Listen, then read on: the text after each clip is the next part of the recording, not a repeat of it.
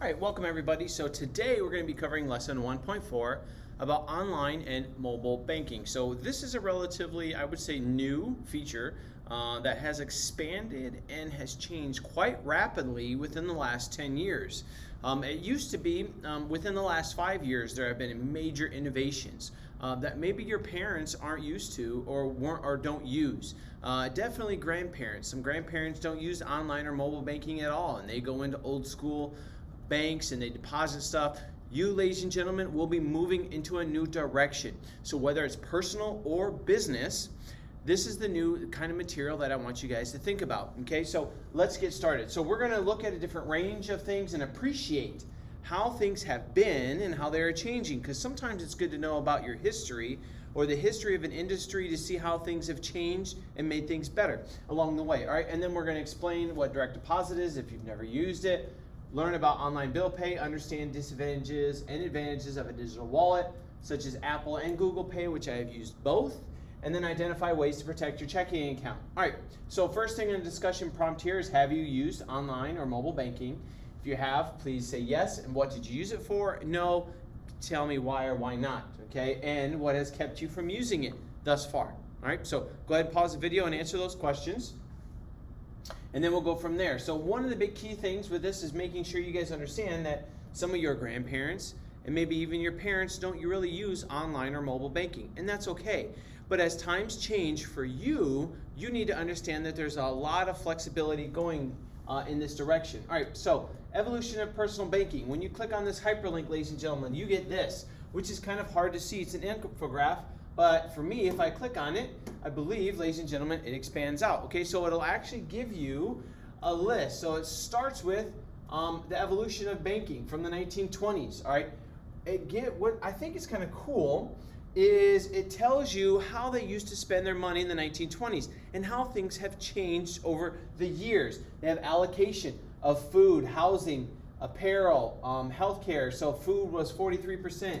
And then you scroll through this and you kind of get the annotation of where we're at now. What's interesting is in the 1920s, 43% was spent on food, and now in the 21st century, only 13% of what people spend on income is for food. So food has actually gotten cheaper to get. Now, there's a good and bad with that, because I know a lot of people over the years, food has evolved as well, but just kind of look at that. Figure this thing out, how they got their money, how they pay for things, and fill out this infographic here using this information. Hopefully you guys will see this is pretty cool and interesting for you. All right, then from there, ladies and gentlemen, you want to have 8 tips of how to get the most out of your checking account. Click on that, the hyperlinks, remember how these work, and they have 8 tips here offered by Bank of America. This is their Better Money Habits. One thing they do is they try to push you and understand how to have better money habits. Because the big thing with banks is they understand that they are under scrutiny, and that they understand, ladies and gentlemen, that there's a spotlight on them, and that if they push too hard for you to get into debt, they'll get in trouble. So what they do is they actually give you good tips. It's kind of an ebb and flow situation. And so what you do is you go on here and read this article. Set up direct deposit, sign up for mobile banking, take advantage of your debit card, move money between accounts, overdraft fees, take advantage of alerts, look into automatic payments, and know you're protected. Ladies and gentlemen, these are things that have happened because banks have gotten in trouble over the years. They've been sued. They have been, people have caught up to banks and said, guess what? I didn't know what I was signing up for when I signed up for it, and I'm going to sue you for it. And most of the time, the consumer actually won. And so banks are protecting themselves now by creating stuff like this. And so what this does is it makes your life easier and better if you do these things. Okay, so read this article. If you have a checking account, which tips are you following? If you do not have a checking, which ones are the most important? Figure out for both sides of the thing. Now, here's Payday 101, it's direct deposit. Now, unfortunately, right now, I'm doing this at school, and there's a YouTube issue. So I can't get onto YouTube. But if I were to click on this, you guys see that it would say, can't reach it right now, it's on YouTube. At home, you guys should be able to watch this. So after you watch this short video, in your own words, explain what direct deposit is. Out of the 4 benefits that was mentioned, safety, convenience, quick access, increased savings, which is the most compelling to you? All right, so figure that out. Direct deposit has changed and it's continuing to change, and it used to be, and it's actually rapidly moving. I've noticed recently, which I haven't looked much into the program, that Wendy's, you get paid every day. Now, I'm pretty sure there's a fee related to that. There may not be, and if there isn't, sweet, good on you.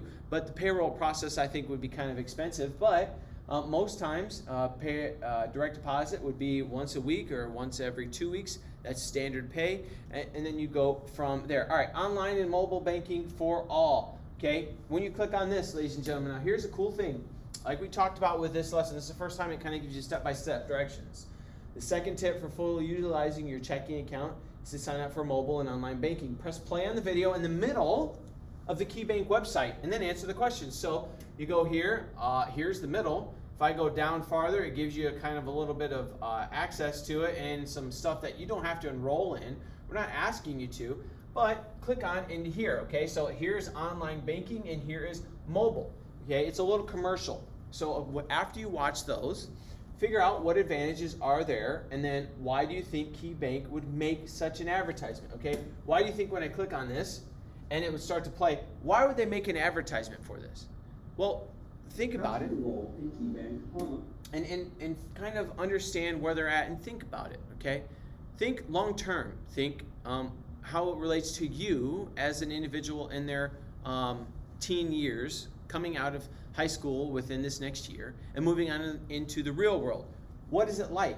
Why would they do this? Are they trying to get your business? Think about it. All right, next, online bill pay. What is it and why you should use it? Okay, so online bill pay is a new feature. This is from NerdWallet, which, by the way, NerdWallet is a very good website, but it might be too nerdy for some of you, but it has a lot of good tips and information on it. All right, so NerdWallet talks about online bill pay, what it is and why to use it. It talks a little bit about how it works. Your bank will have things set up for you, how to set it up, okay? And then you would go, what's next, and you could go on there if you want, all right? You could look at this if you want, dive deeper in if you want, but it just kind of gives you a little bit of an overview of why to do it. Now, avoid clicking on any of the hyperlinks. We're not looking to get you guys signed up for anything. By the way, if you ever click on anything and accident asks you to sign up, don't do it, all right? This is just information that's given there. You have to avoid the pitfalls of advertisement. Okay, so online bill pay, what is it and why should you use it? All right, there are 7 tips in here. Because one of the big things that you guys are going to want to do now and look at is sometimes there are discounts given for automatic withdrawals or bill pay. I know, for example, on my I have Verizon, and with my bill on Verizon, I get a discount if I do set up automatic payments because they want to know that I'm guaranteeing that money's going to be taken out every month. And so that guarantee basically allows them, I get like $10 off or $5 off. And you may think, well, that's not a lot, but for a year, that's $60. Once again, ladies and gentlemen, that is $60 that I could use somewhere else. I could save it, I could spend it. It's a nice dinner out. It's up to you, okay? Just understand why they have it and what it's useful for. All right, using Apple Pay in the real world. Once again, this is a YouTube video, but it's slightly older, so if I click on this, it's not going to be able to play, but watch it, okay? I've used Apple Pay a lot. It's a good resource. Why is it more secure? They'll have it on there. Why? And if they don't, one of the main reasons why, because I haven't watched this video, but I do know that on the back end, Apple actually scrambles the code so that if anybody were to hack the system, they can actually get access to your Apple Pay. They don't put in, everybody, if you have a debit card, you have 16 numbers that's on the front. Those 16 numbers are very important. Never show those to anybody, because if they get those 16 numbers on the front, and the 3 numbers on the back, the CVV code, then, ladies and gentlemen, that's all they need. They can take and hack your credit card. I do know a couple of local companies that had this issue here. Apple Pay scrambles it. So it doesn't actually give Apple Pay. Basically what happens is it tells, like I use it at Sprouts when I go grocery shopping there, it gives them a unique code, but it pays them. But it doesn't give them the 16-digit code that's actually on my debit or credit card, okay? So that's what's actually kind of convenient about it.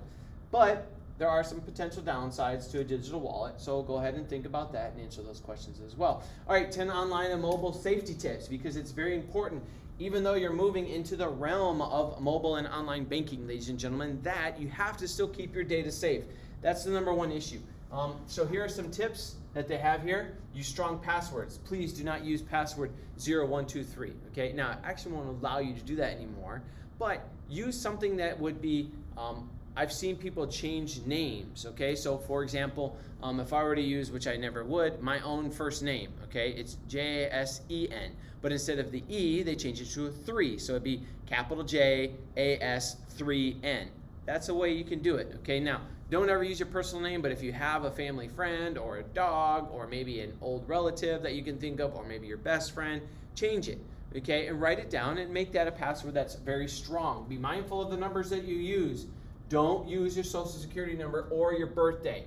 Okay, I know you may want to use your birthday that you can put in your PIN number. Don't do it. Okay, now some of you may think, well, my gosh, I have so much to remember. How am I going to do this? Well, try to find a unique number combination. Now, I do know banks now offer not just a 4-digit, but you can go up to 8 digits, okay? Oh, that's 9. 8 digits, okay? So use all 8 if you have to. Figure out some cool combination. Beware of email attachments. That's the #1 cause of fraud, okay? Watch how much you share online. Don't share anything if possible. Be careful about what or where you click. Huge problems. Secure your smartphone. Okay, make sure you use your Face ID. There's people that don't do it. I don't know why. Don't keep sensitive information on your phone. Okay, think before you download apps. There's a couple good tidbits on this. Sensitive information on your phone. They do have apps nowadays, ladies and gentlemen. They're like banks that you have to put in like a digit code. You can save passwords on these apps, and it makes it useful for you, but so you only have to remember one giant password.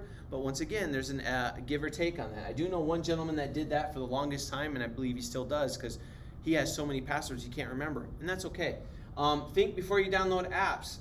Big controversy right now, and that was brought up, and I've seen is with TikTok, and how some of you that use it, I don't know if you're fully aware, but it's owned by a Chinese corporation that may be tracking your data because it says on the disclaimer that they can do whatever they want and track you. Keep an eye on that. And keep your technology up to date.